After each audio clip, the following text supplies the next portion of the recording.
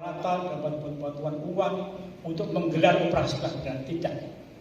Tetapi kekuatan sekolah penggerak ada pada SDM-nya, sumber daya manusia.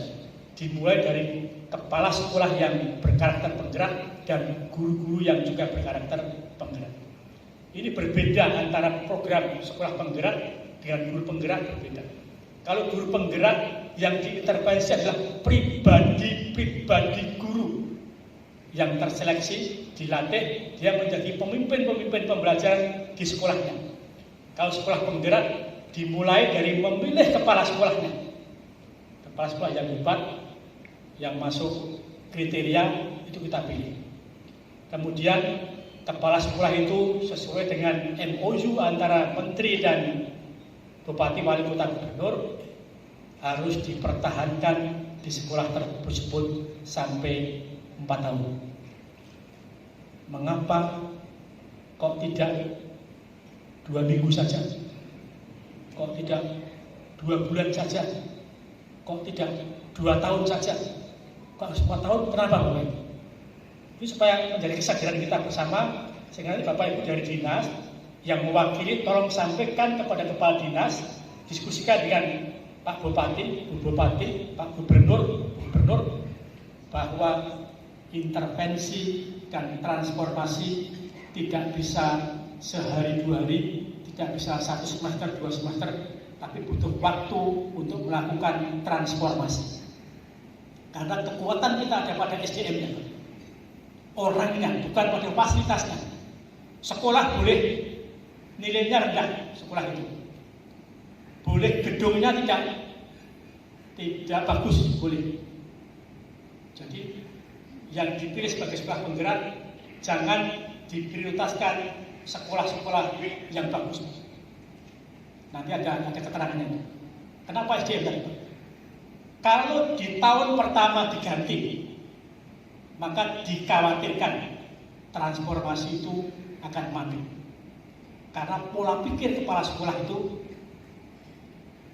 ganti pola pikir. Orang terpenting di sekolah untuk transformasi adalah kepala sekolahnya. Kalau kepala sekolahnya hebat, dia bisa memimpin guru-gurunya untuk melakukan transformasi. Dia bekerja dengan guru-gurunya melakukan transformasi. Itulah sebabnya kenapa butuh waktu untuk melakukan transformasi. Jadi menciptakan budaya juga itu. Setelah itu boleh dipromosikan menjadi bupati, boleh dipromosikan menjadi pengawas, kepala dinas, atau apa saja. Boleh dipindah setelah 4 tahun. Dan dia akan menularkan kehebatan itu pada sekolah lain. Yang kedua, kenapa tadi mohon tidak diprioritaskan sekolah-sekolah yang top lebih dulu? Ini Bapak Ibu. Ini perbedaan antara intervensi LSBI contohnya dengan sekolah penggerak. Kalau dulu LSBI dicari satu kabupaten mana sekolah terbaik, kemudian di LSBI-kan sehingga yang top ditopkan. Tetapi ini tidak. Dari sekolah level 1 terendah, level 2, level 3 yang sedang, dan level 4 yang tinggi, dipersilahkan mendaftar yang penting kepala sekolahnya top, gitu. Mengapa Bapak? Kalau kepala sekolah yang hebat tadi melakukan perubahan di sekolah yang paling rendah, maka akan bisa dicontoh oleh sekolah lain ketika nanti keberhasilan ditunjukkan. Tetapi kalau yang top yang dipilih, orang kan akan takut meniru. Yaitu iyalah, karena gedungnya bagus, guru-gurunya sudah maju, fasilitasnya bagus. Ya kami yang sekolah kecil, sekolah pemula nggak berani transformasi karena contohnya berat. Tapi kalau ada sekolah yang level terendah, kemudian mencapai naik tangga dari 1 ke 2, level 2 ke 3, loncatan ini akan dinilai orang. Loh, ini sekolah yang jelek saja fisiknya bisa melakukan loncatan. sehingga tetangganya kan bisa mudah meniru langkah-langkah yang dilakukan oleh sekolah penggerak. Karena harapan ke depan sekolah penggerak ini akan menjadi memberi efek multiplier, akan seperti MLM, multi level marketing ya. Tapi tidak mengambil keuntungan. Dia akan menjadi rujukan, sekolah kayak gitu aja bisa. Saya malu kalau tidak bisa. Memberi motivasi kepada tangganya untuk bangkit. Karena kebanyakan sekolah kita ada di level 2. Level 1 itu yang hasil belajarnya 3 tingkat di bawah standar. Anak kelas 6 baru punya kemampuan kelas 3. Level 2, anak kelas 6 baru punya kemampuan kelas 4 atau kelas 5. Level 3 itu kelas 6 punya kemampuan kelas 6. Nah, kalau tadi yang level 1 yang paling rendah bisa melakukan loncatan-loncatan, membuat delta bahasa matematiknya, maka tetangganya akan punya motivasi tinggi untuk bisa mengikuti. Ternyata modalnya nggak besar ya. Cukup motivasi yang tinggi dan kemauan bekerja keras. Itulah yang akan kita tunjukkan kepada sekolah-sekolah di wilayah Bapak Ibu sekalian agar bergerak, sehingga namanya sekolah penggerak. Bagi operasional sekolah banyak.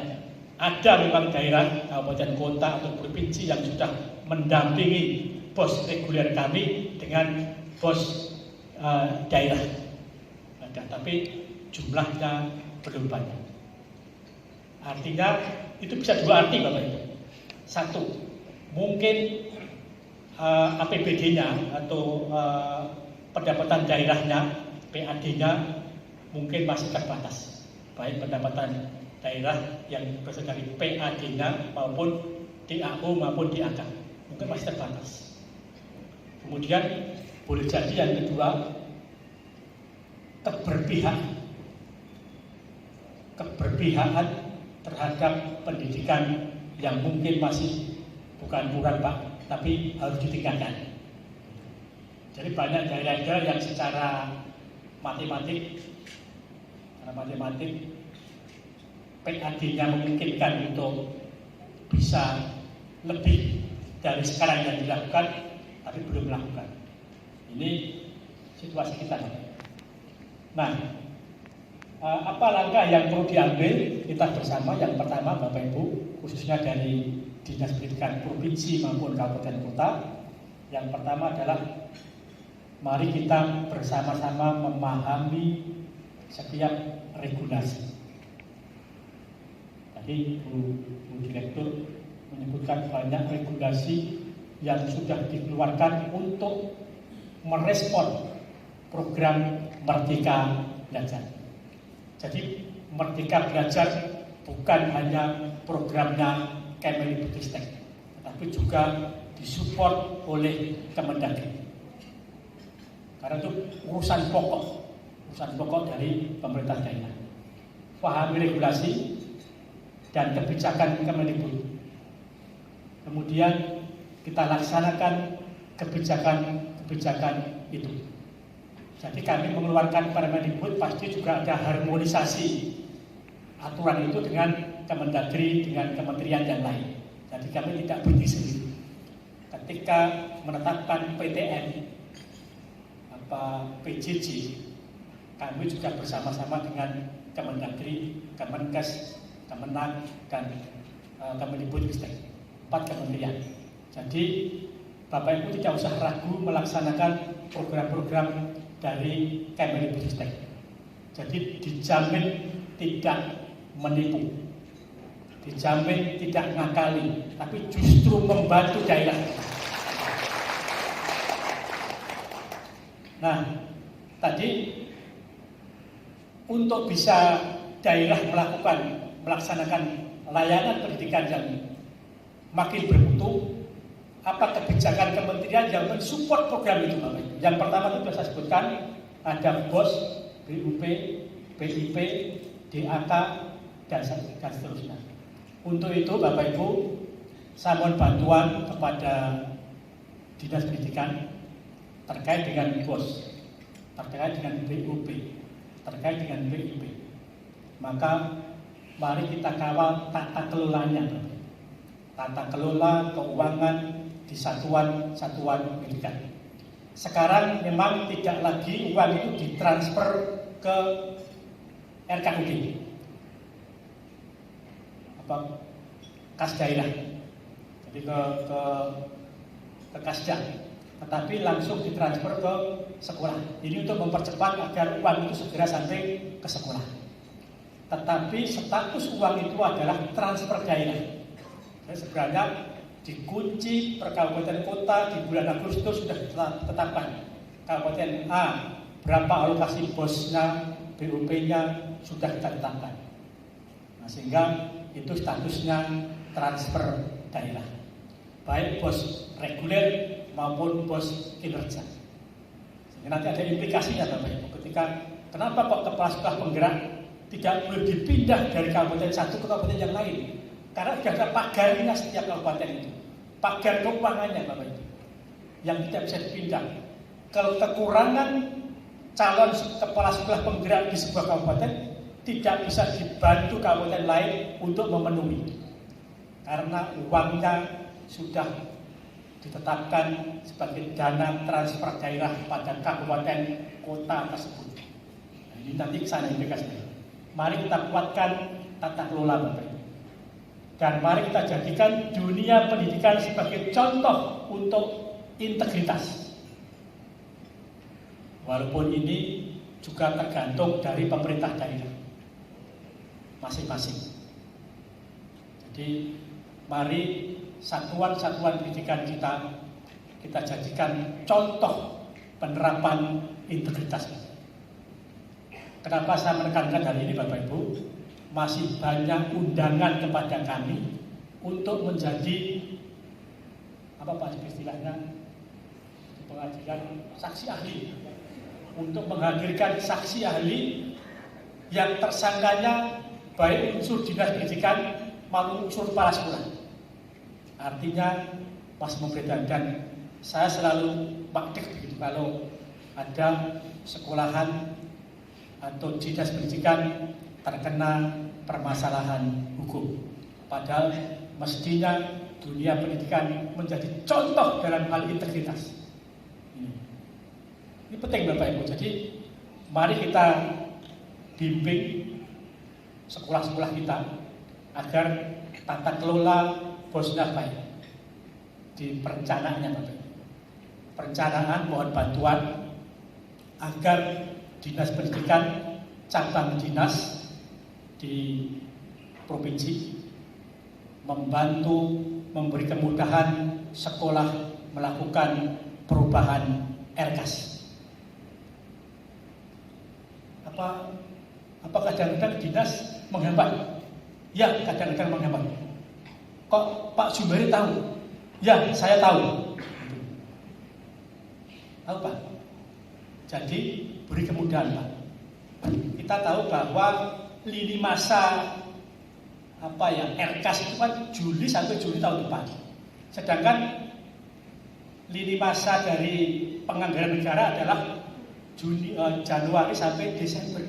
Otomatis ada irisan di bulan Januari itu kemungkinan ada perubahan jumlah uang yang diterima sekolah karena perubahan jumlah peserta didik atau mungkin perubahan satuan BOS yang diterima, sehingga pasti ini sekolah harus melakukan perubahan. Nah, biasanya sekolah itu izinkan dulu untuk belanja, kemudian disusuli dengan RKAS.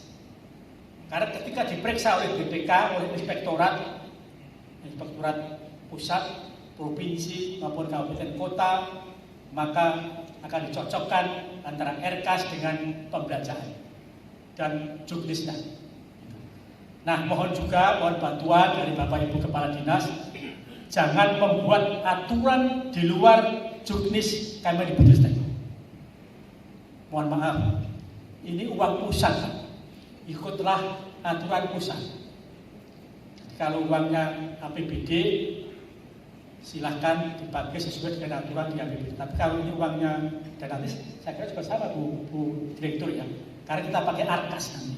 Aplikasi pelaporan pengelolaan BOS ini menjadi satu aplikasi, yaitu Arkas. Baik itu bisa diakses oleh Kemendagri, diakses oleh Kemendikbud, Kemenkeu, dan juga bisa diakses oleh masyarakat.